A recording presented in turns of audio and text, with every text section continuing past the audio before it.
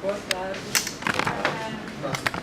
Eu sou estudante do mestrado, né, em Geografia aqui na UFRN. E eu faço uma pesquisa ligada a resíduos sólidos domiciliares. Né?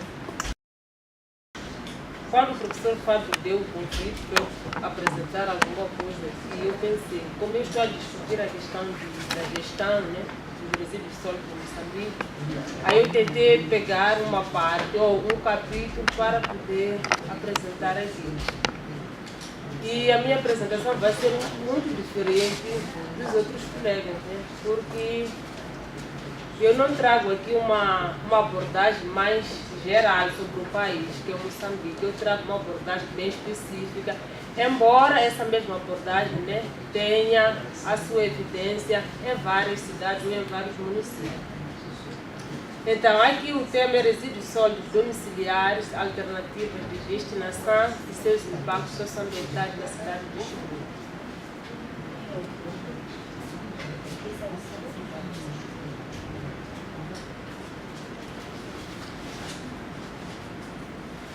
Em jeito de introdução,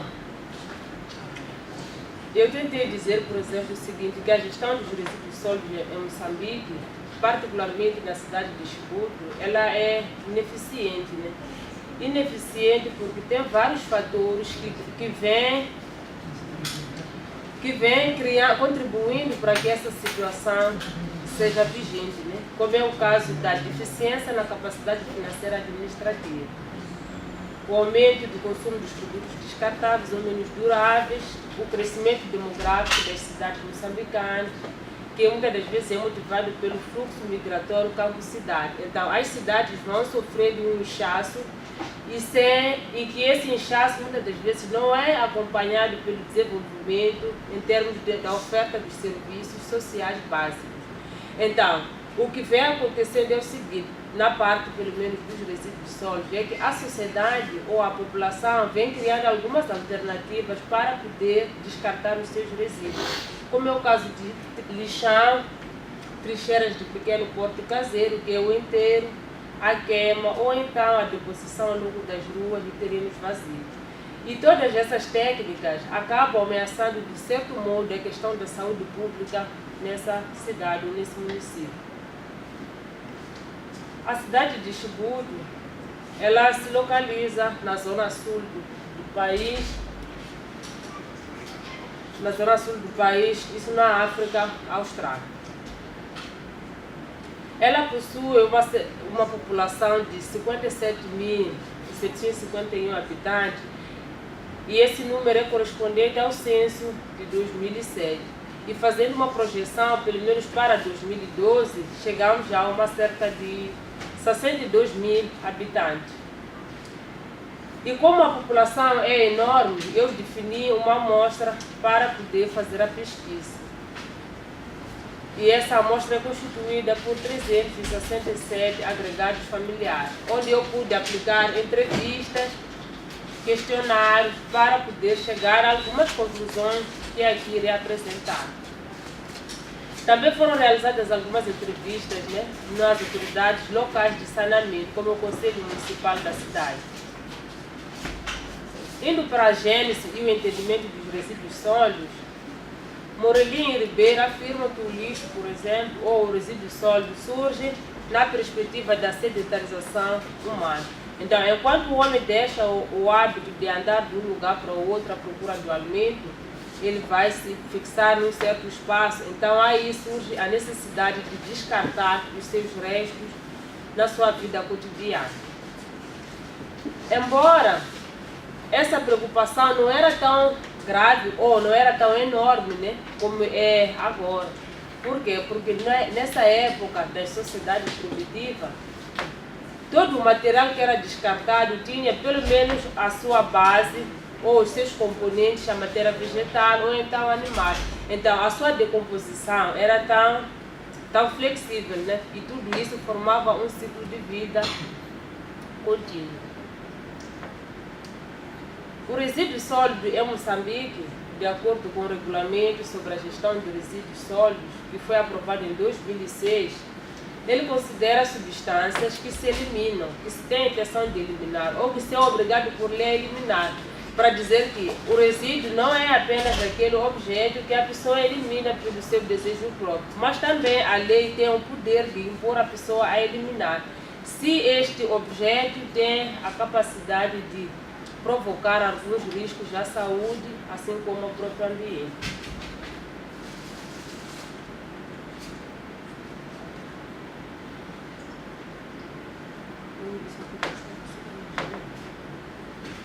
E para Almeida e Vilhena, os resíduos sólidos são considerados os restos das atividades humanas, né? Que são considerados como os seus geradores como inúteis ou indesejáveis. Os resíduos sólidos domiciliares, que é a discussão que eu estou a focar aqui, eles são considerados os resíduos das atividades diárias, das casas, dos apartamentos, dos condomínios. E que esses resíduos são constituídos, por exemplo, pela matéria orgânica, pelo papel, pelo plástico, vidro, metal, sucate, entulhos e outros. Né?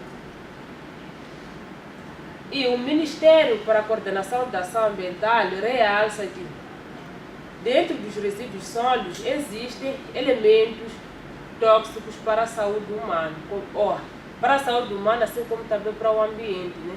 Que podem ser as pilhas, lâmpadas, baterias, vernizes, tintas, agulhas, lâminas. E que todos esses elementos acabam exigindo, de um certo modo, uma atenção no seu manejo. Gestão dos resíduos sólidos em Moçambique. A gestão dos resíduos sólidos em Moçambique, de acordo com o regulamento, é considerado como todos os procedimentos viáveis que possam assegurar uma gestão segura, sustentável e racional. E em torno desses três princípios, que é o seguro, sustentável e racional, nós temos lá incorporado a questão de transporte, reutilização, reciclagem, coleta seletiva, armazenamento e eliminação segura.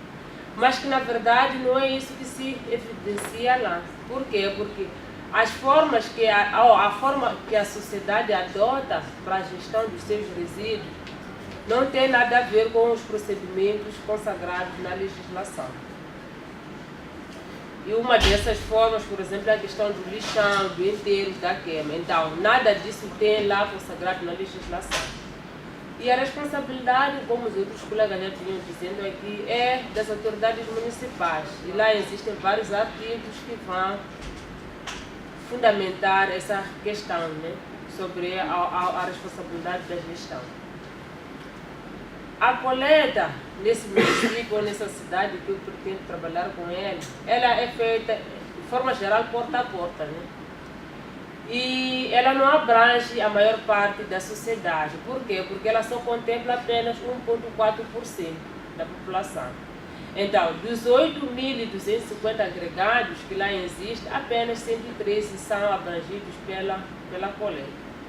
E aproximadamente 50% desses apenas pertencem à área urbana, né, que é o bairro central. E a área suburbana e a periurbana, ela vai criando algumas outras formas de descarte.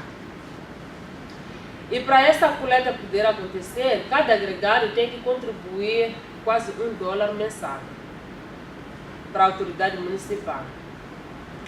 E para além dessa coleta que o município ganha de $1 por família, ainda existe um financiamento do Orçamento Geral do Estado, que é um valor equivalente a mais de $100 mil por ano.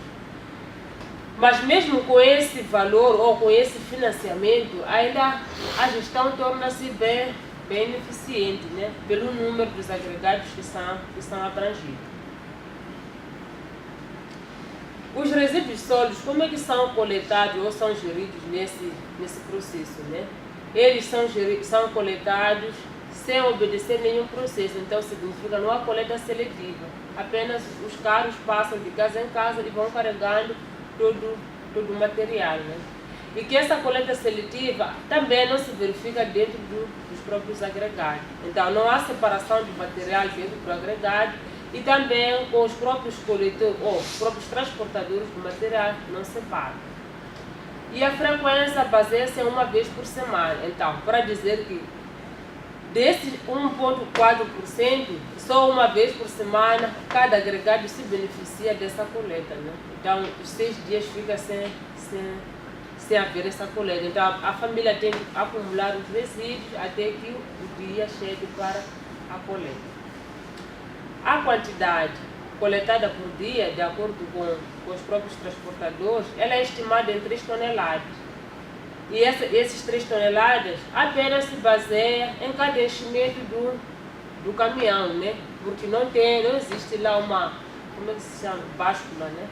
Para poder medir a quantidade, não existe.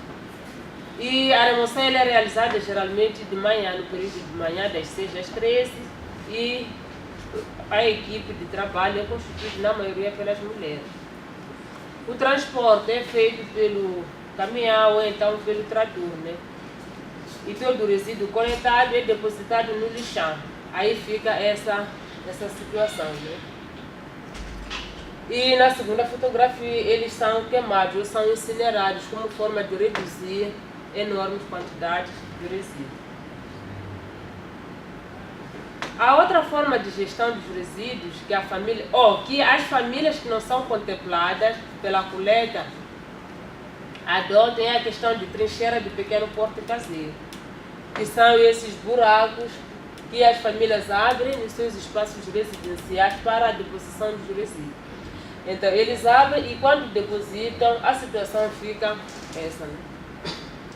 E essa técnica é a técnica mais usada pela sociedade, que quase 60% dos agregados pesquisados afirmaram auxiliar-se da técnica para a deposição. A queima é usada particularmente por cerca de 10% da população. Então, e essa consiste no acúmulo dos resíduos para depois serem incinerados, seja diário, semanal ou então mensal. Deposição ao longo das ruas e terrenos vazios. Essa forma consiste num procedimento tradicional, que é aquele que era mais usado pelos homens primitivos, né? Produziu, então não precisa mais, e você transporta e vai descartar no local mais distante da sua residência, né? E essa técnica é usada por cerca de 24%. E é importante realçar que desses 24%, 93% deles pertencem às áreas suburbanas, né? Ou aos bairros que foram surgindo de forma espontânea ou desordenada. E a situação fica essa, ao longo das ruas fica esse cenário, né? Em que as pessoas passam mal pelo odor, e nos terrenos vazios também a situação é essa. E é interessante também evidenciar que nesses locais, terrenos vazios, assim como nas ruas, nós vemos lá, por exemplo, muitas crianças que vão à procura de alguns instrumentos, né, para brincar. E essas crianças são as que mais sofrem pelos problemas relacionados ao lixo. Os impactos socioambientais que surgem devido a essas formas ou a essas técnicas de gestão são, por exemplo, a questão da poluição das águas, do solo, do ar, destruição das áreas verdes, proliferação de vetores transmissores de doença, e todos esses com consequências diretas ou indiretas para a saúde pública. E de acordo com a Agenda 21, no âmbito mundial, aproximadamente 5,2 milhões de indivíduos, incluindo 4 milhões de crianças, morrem anualmente por doenças relacionadas com o lixo, né? Mas, embora com esse número, nós vemos que os nossos municípios ou as nossas cidades ainda não despertam na questão de gestão sustentável dos próprios resíduos.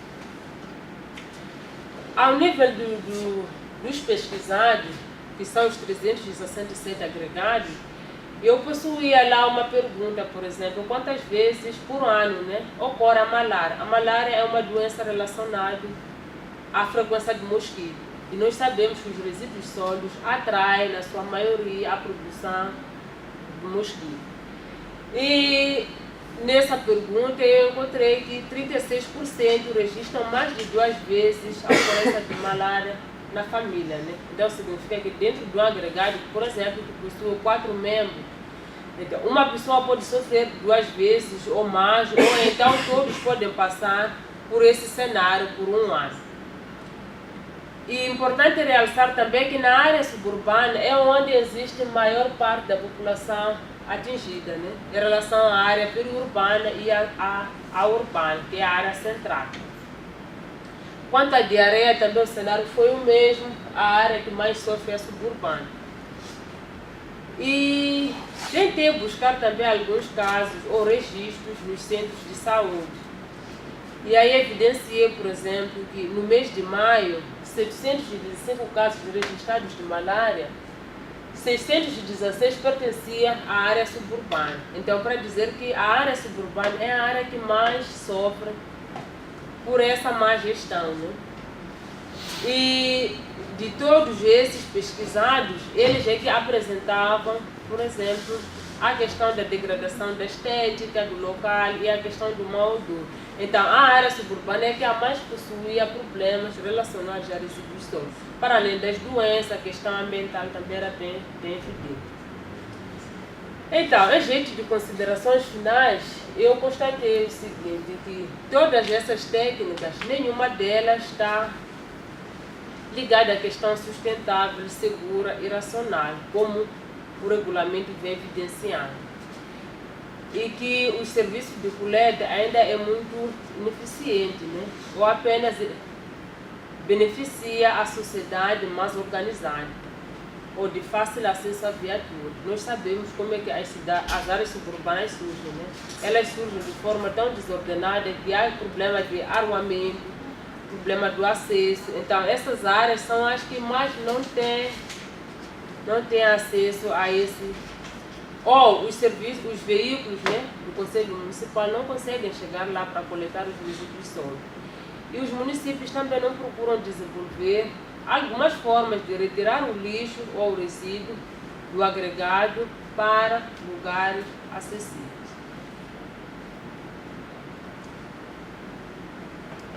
E essa situação, de uma certa forma, vai evidenciar certos problemas de saúde pública e, na maioria das vezes, acaba prejudicando as áreas suburbanas, né? E que essas necessitam de intervenções urgentes para a solução dos seus problemas.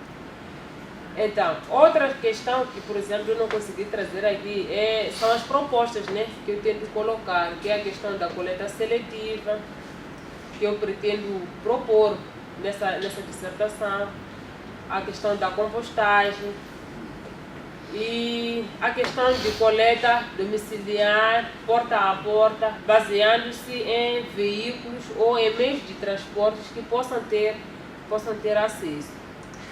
Como é o caso, por exemplo, dos carrinhos de mão, que podem chegar lá nas áreas suburbanas para poder transportar o resíduo até a um certo ponto fixo, em que o veículo do Conselho Municipal possa passar por lá para coletar ou para recolher. Então, essas propostas não trouxe aqui, mas pretendo desenvolver no trabalho final. E muito obrigado. Agradeço, então, a Umberine.